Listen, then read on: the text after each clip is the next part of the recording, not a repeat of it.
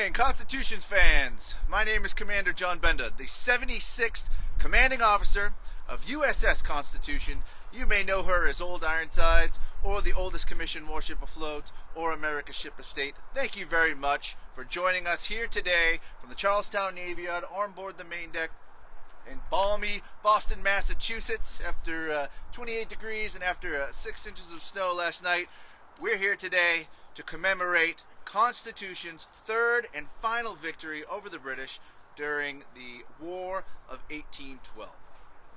Constitution's mission now is to preserve, protect, and promote not just Constitution, but the United States Navy and all of our armed forces.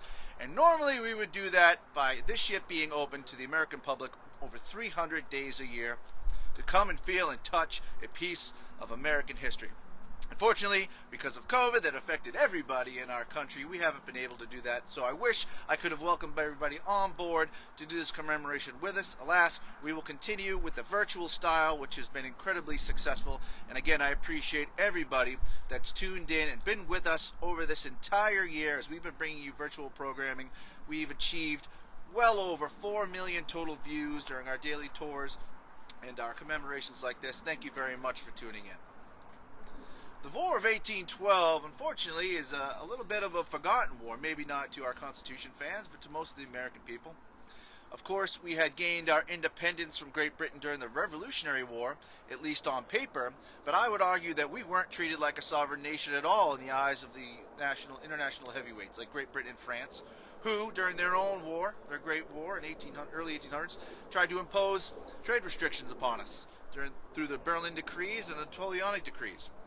America just wanted to remain neutral. Unfortunately, that couldn't happen. That was one of the main drivers to start the War of 1812. The second being the action of impressment, where the British Navy would board American merchant ships,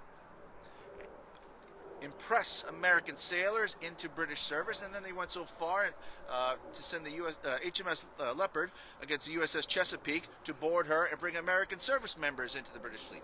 That just would not stand anymore with President James Madison, who declared war on Great Britain finally in 1812, and the war began. Now the war, I like to think, USS Constitution had a significant role in the victory, but there were other things going on. Battles to the north to settle our land disputes with Canada as the British were arming the Native American tribes as our expansion west. And then, of course, the battles to the south. But Constitution's victories in the War of 1812 are really what we are famous for, and really were a tone setter and a setter of us being an international player out on the open ocean. The first victory, of course, occurred on August 19th, 1812, under command of Isaac Tull, where the phrase Old Ironside was coined. The next great victory, while the ship was under command of William Bainbridge, occurred on December 29th, 1812, in our real heavyweight fight versus HMS Java, one that we very easily could have lost. Both of those captains, very well known in our Navy community. Unfortunately, I think our third commanding officer, Charles Stewart, who was in command of the ship for 2 deployments from 1813 to 1815, a little bit less known. But his battle versus HMS Cyane Levant, which occurred on February 20th, 1815, 206 years ago, was an incredible victory, an incredible battle, an incredible show of seamanship skill that the American Navy and our captains possessed, and it's unfortunate that it's not as famous as some other battles. We're going to change that today, because I have the best sailors in the United States Navy to help tell me the story of the battle versus Cyane Levant that happened 206 years ago today. Without further ado, thank you, DC-1.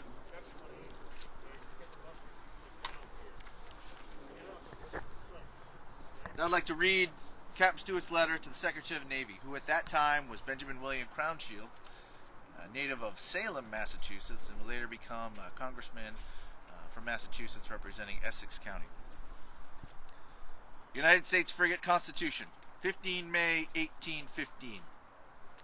Sir, on the 20th of February last, the island of Madeira, bearing about west-southwest, distant 60 leagues, we fell in with His Britannic Majesty's 2 ships of war, the Cyane and Levant, and brought them into action about 6 o'clock in the evening, both of which, after spirited engagement of 40 minutes, surrendered to the ship under my command. considering the advantages derived by the enemy from a divided and more active force, as also their superiority in weight and number of their guns. I deem the speedy and decisive result of this action the strongest assurance which can be given to the government that all under my command did their duty and gallantly supported the reputation of American seamen. Enclosed you will find a list of those killed and wounded from this ship, and a statement of force of the enemy, and a list of their killed and wounded as best could be ascertained. I have the honor to remain, very respectfully, sir, your most obedient servant, Charles Stewart. The Americans lost 6 men that day in that battle, and their names were Seaman Tobias Ferreld, Seaman Thomas Fessenden, Seaman John Lancey, Ordinary Seaman John Tullington, Private Antonio Farrow, United States Marine Corps, and Private William Harrell, United States Marine Corps. On board Cyane, 12 British men were killed and 26 wounded. Aboard Levant, 7 men were killed and 16 wounded. As you heard, Charles Stewart went on to become a national hero and was awarded the Congressional Gold Medal and would serve another 50 years in the Naval Service, and was recognized in 1859 as a senior flag officer, a rank created just for him in recognition of his meritorious service. Can't say exactly that he was the first admiral. Technically that rank didn't come along in the United States Navy until many years later during the Civil War, but for all intents and purposes, sorry, Admiral Farragut, Charles Stewart, first admiral. You could argue that not much was gained by the end of the 1812 conflict. The return to the status quo and pre-war boundaries were laid out in the treaty. The act of impressment, though, and the British nod to American maritime rights was not even specifically addressed, although impressment did not happen again. For all Americans, the abundant wins that have been tallied against the leading global empire did bolster a sense of pride and feeling of true, indisputable liberation from Great Britain. America's independence was complete. This commemoration is complete. Thank you again for joining us. Please tune in each and every day as my sailors recite Constitution history. We're getting more and more into the detailed of 224 years. There's a lot of great history that's related to everything the Constitution did, more so than just the battles.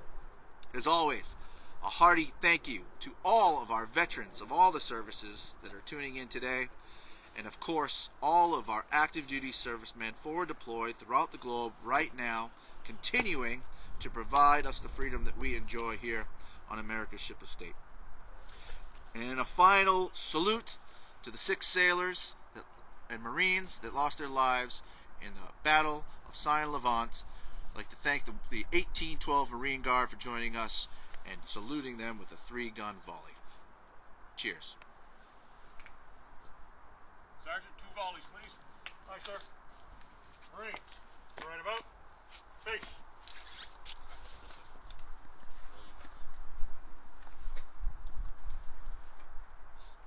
Marines, load by word. Open hand. Handle cartridge.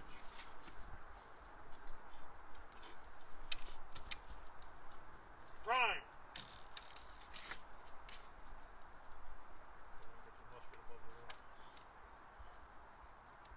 Shut pan. Load.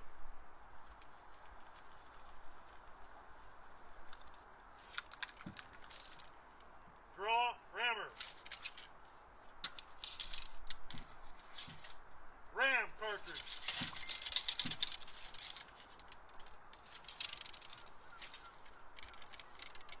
Return rammer. Shoulder arm.